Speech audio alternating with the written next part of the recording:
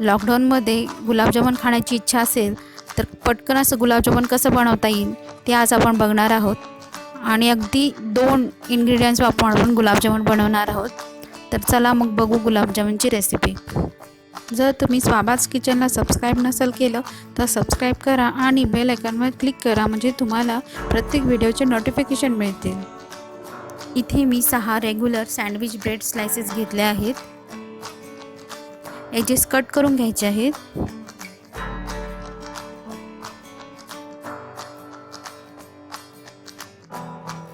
स्लाइसचे रफली तुकडे करून घ्यायचे आहेत. आपण जसं ब्रेड क्रम्स बनवतो तसं हे मिक्सरमधून फिरवून घ्यायचं आहे. 2 सेकंदमध्येच ह्याचे ब्रेड क्रम्स बनतात.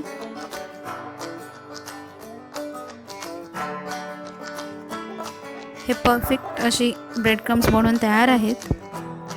निटिंग बाउलमध्ये ट्रान्सफर करून घ्यायचे आहे. इथे मी कोमट दूध घेतले आहे. ह्यामध्ये थोडं थोडं दूध मिक्स करून घ्यायचं आहे.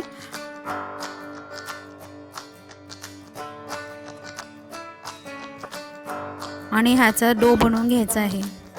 ह्याला व्यवस्थित मळून घ्यायचं आहे. जसं आपण खव्याचे गुलाबजामुन बनवतो तसेच मऊसूत असं गुलाबजामुनचा डो बनवून घ्यायचा आहे.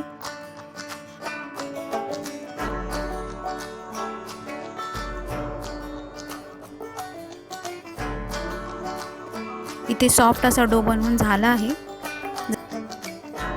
झाकण लावून 10 मिनिट रेस्ट करायला ठेवून द्यायचे आहे. आता आपण साखरेचा पाक बनवून घेणार आहोत. त्यासाठी 1 वाटी साखर घालायची आहे पॅनमध्ये. 1.5 वाटी पाणी घालायचं आहे. आता ह्याला उकळी काढून घ्यायची आहे. त्यासाठी मीडियम फ्लेमवर साखर विरघळेपर्यंत मिक्स करत राहायचं आहे. त्यामध्ये 1 वेलची सोलून मिक्स करायची आहे. फ्लेवरसाठी ॲड केली आहे. इथे साखर पूर्णपणे विरघळली गेली आहे आणि छान उकळी पण आली आहे. अजून 4 ते 5 मिनिट हा पाक शिजवून घ्यायचा आहे. एकतारी पाक वगैरे बनवायची गरज नाही आहे. फक्त चिकट होईल इतपत आपण त्याला शिजवून घ्यायचं आहे. जर पाक हा खूप दाटसर बनला तर गुलाबजामुनमध्ये पाक मुरणार नाही. त्यामध्ये 1 चमचा लिंबाचा रस घालायचा आहे, जे साखरेचे क्रिस्टल बनत नाहीत. गॅस बंद करायचा आहे. इथे 20 मिनिट झाले आहेत बाजूला ठेवून. छोटे साईजचे बॉल बनवून घ्यायचे आहेत.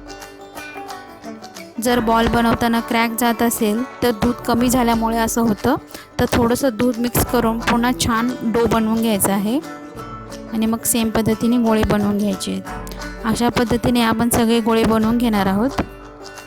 6 ब्रेड स्लाइसेसपासून जवळपास 10 मीडियम आकाराचे गुलाबजामुन बनतात. आता हे कढईमध्ये तेल तापवून घ्यायचं आहे. हाय फ्लेमवर पहिला तेल छान तापवून घेतलं पाहिजे. कडकडीत तेल तापलं पाहिजे. आता गॅसची फ्लेम मीडियम फ्लेमवर करायची आणि गोळे सोडून घ्यायचे. मीडियम फ्लेमवरच हे गोळे छान तळून घ्यायचे आहेत. एका फोकच्या सहाय्याने हे परतून घ्यावे, म्हणजे गुलाबजामुन सगळ्या साईडने एकसारखे भाजले जातील.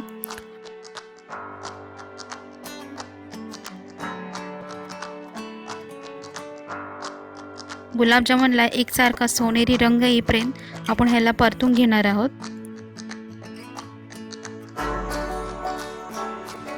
तुम्ही बघू शकता इथे छान असे गुलाबजामुन भाजले गेले आहेत. एकसारखे सोनेरी रंग आला आहे. आता हे गुलाबजामुन काढून गरम पाकामध्ये घालणार आहोत.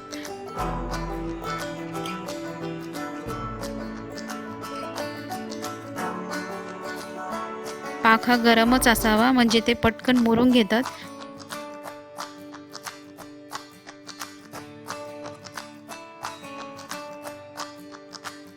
एक तासभर तरी ह्याला आपण बाजूला ठेवून द्यायचं आहे, म्हणजे हे छान मुरले जातील.